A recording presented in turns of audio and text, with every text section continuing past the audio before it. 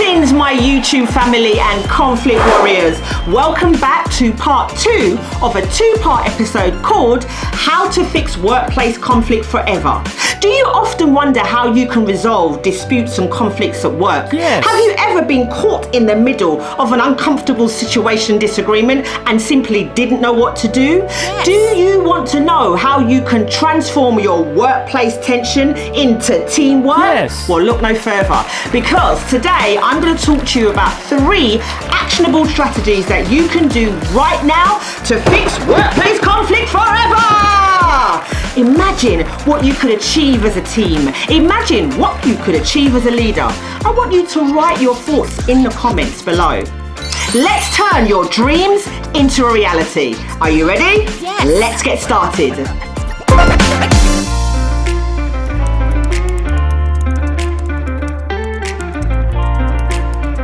Greetings, my wonderful YouTube family. Hello everybody, I hope you're well. Thank you so much for stopping by. Thank you for watching part 2 of this episode. I want to say thank you for all the feedback that I have been given around my content, my delivery, my style, my humor, my high energy. I am really inspired to keep and to continue making content like this, and you are going to see more of me like this. Thank you so much for all of your feedback.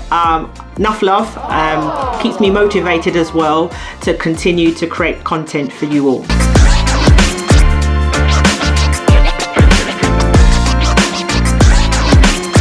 In today's part 2 episode, we're going to cover several things, but I also want to remind anybody, if you haven't watched part 1 of this episode, don't worry, you can watch, this episode now to understand the actionable strategies, but I would want to encourage you, please, to go back and watch part 1 of this video so it all makes sense and all connects together. If you remember from our last video, we covered 3 objectives. The first one was to understand the nature of conflict. The second was to look at 4 main sources of conflict, and finally it was to understand and examine more what is the impact when unresolved conflict isn't addressed for your teams, team members, employees, and for the organization.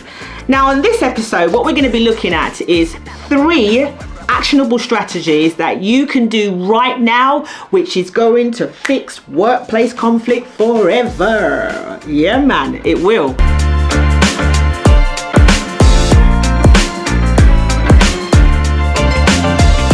Communication is key. It's essential to resolving conflicts. And I'm going to look at 3 techniques right now that you can do to fix workplace conflict forever. The first one is active listening. The second is empathy. And the third is assertive expression. Active listening is all about understanding and being fully committed to listening to what that individual is saying. It means not being distracted by anything else. So if you're having a conversation, you're not checking your emails, your phone's you're not to the left of you and you're looking at it, you are dedicated to that conversation. It involves coming into that conversation with a clean page. So there are no assumptions, no preconceived ideas or anything like that. You are going in to listen, to understand, so that you can reply in the right way. Active listening is about not interrupting. So you are listening more than you are actually speaking. So let me give you an example of this. During a heated discussion between colleagues about a project deadline, one person might be frustrated and speaking quickly. By pausing to truly listen, making eye contact and nodding, the listener shows that they are engaged and understanding. They can prevent misunderstandings and help de-escalate tension. Empathy is about putting yourself in the other person's shoes. It's about helping you to understand their perspective rather than your perspective. Recognizing and understanding somebody's emotions and the impact of what is happening, it helps you to build stronger, lasting, and more trusting relationships. For example, in a conflict situation where an employee feels overwhelmed by their workload, acknowledging their feelings can make a significant difference. You might say, I can see that you're feeling stressed about the upcoming deadlines. Let's figure out how we can manage the workload more effectively. This approach creates a sense of being heard and valued. Assertive expression is about having the confidence to assert your own opinion, but making sure that you say it in a respectful way. It is about balancing being heard, but making sure that you are still respectful. For example, in a team meeting where there's a disagreement about project priorities, an assertive approach might involve saying, I understand you believe we should focus on task A because of its immediate impact. However, I think task B is equally important due to its long-term benefits. Can we find a way to balance both? This statement clearly expresses your viewpoint while also acknowledging the other person's perspective. By mastering these techniques, active listening, empathy, and assertive expression, you are already significantly increasing your likelihood of being able to resolve conflict, create a harmonious environment, and also making sure that your team members are feeling valued and feeling heard. Remember everybody, communication isn't just about talking, it's about understanding and connecting with others.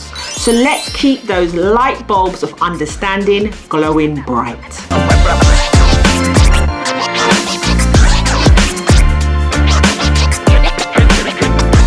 Talk to you about 3 conflict resolution strategies that you can apply right now.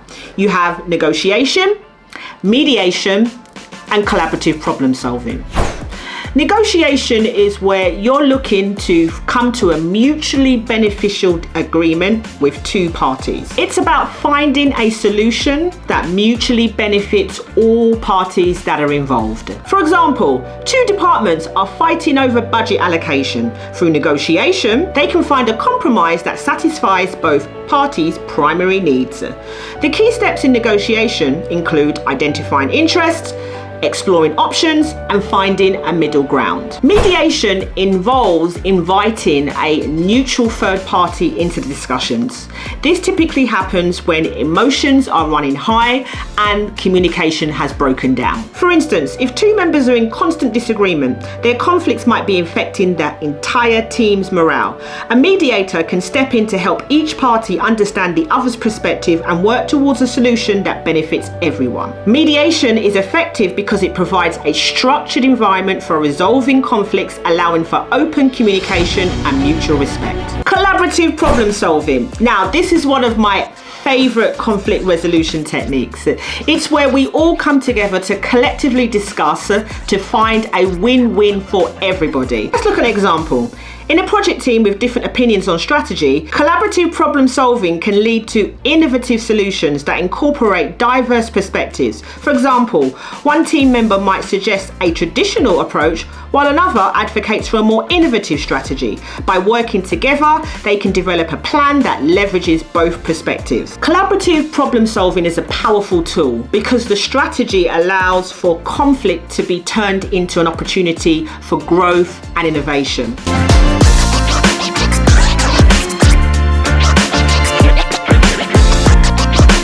How you all feeling, my conflict warriors, my YouTube family? Drop in the comments so I know that you're still here.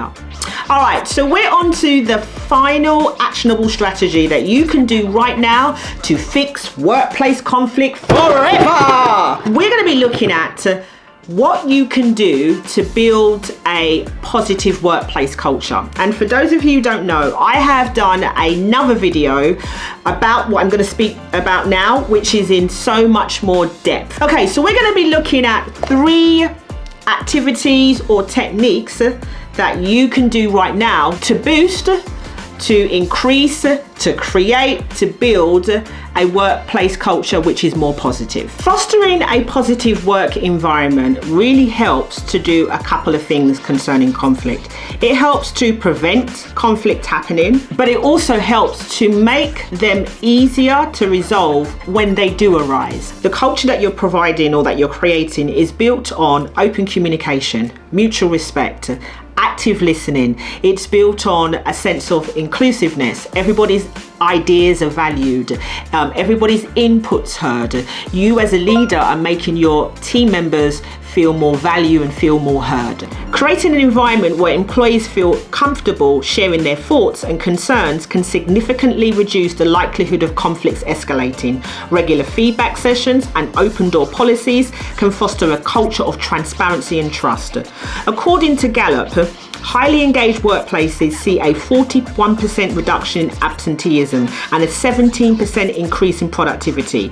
These statistics highlight the tangible benefits of a positive work culture. When employees are engaged and motivated, they are more likely to be present, productive, and invested in their work. Now let's look at 3 steps that you can do right now to build that positive workplace culture. The first one is reward and recognize. Regularly recognizing and rewarding your team members, it can be a showstopper. It helps to boost morale, it helps to boost commitment, and again, it shows them that you value them and you care for them. Open communication. That as well is something that you can take a step towards. So when we're talking about open communication, well, I want you to think beyond just open door policy, but more around, okay, are you doing focus groups?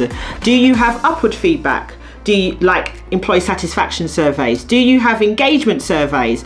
Do you have regular check-ins with your team members, often called skip levels? Do you have town halls where your team's teams, where the department or the organization that you're running can come and see you and speak to you and hear from you in regards to updates in the organization? And when you've put into place town halls, feedback surveys, pulse surveys, whatever you want to call them, engagement check surveys, focus groups, it allows you to hear more in real time. It allows you to hear more often when there's a problem happening or when you can see that or hear that something's not right. Support your employees by implementing wellness programs. If you remember in part 1 of this video, I talked about the impact of unresolved conflict on employees, on the organization, especially around mental health.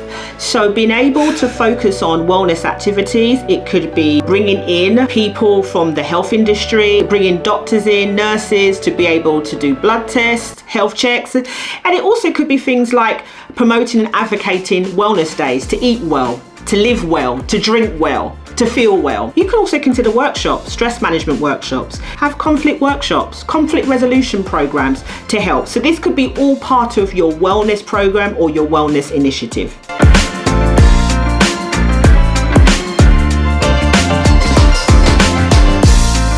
My conflict warriors, we've come to the end of part 2 of this 2-part episode. Thank you for listening and thank you so much for watching part 1 and part 2 of this video, and a huge thanks if you watch part 1 and part 2 of this video and the video navigating conflict resolutions to create a harmonious workplace.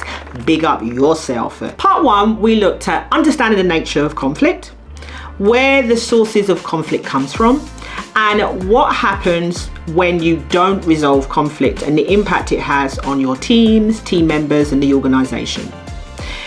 In today's topic, we looked at 3 actionable strategies that you can do right now: effective communication skills, conflict resolution techniques, and building a positive workplace culture. So now let's look at the stop, start, continue exercise. Are you ready?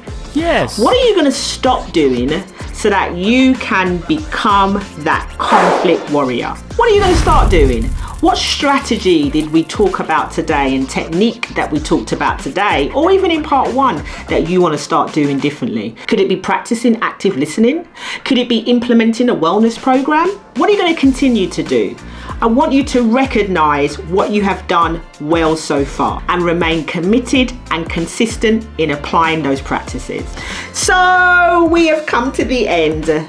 Wow, I really enjoyed that 2-part episode. I might do another one. Let me know what you thought of the 2-part episode in the comments below. I really appreciate you staying to watch to the end. And if you enjoyed this episode and you found it helpful, be sure to like, subscribe, and share. And remember to learn, love, live. Stay blessed.